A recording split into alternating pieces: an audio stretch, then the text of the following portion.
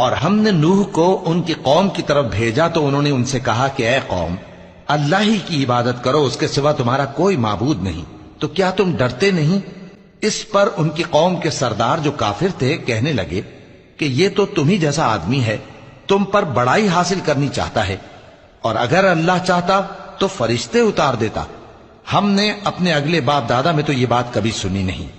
اس آدمی کو تو دیوانگی کا عارضہ ہے، تو اس کے بارے میں کچھ مدت انتظار کرو۔ نوح نے کہا کہ پروردگار،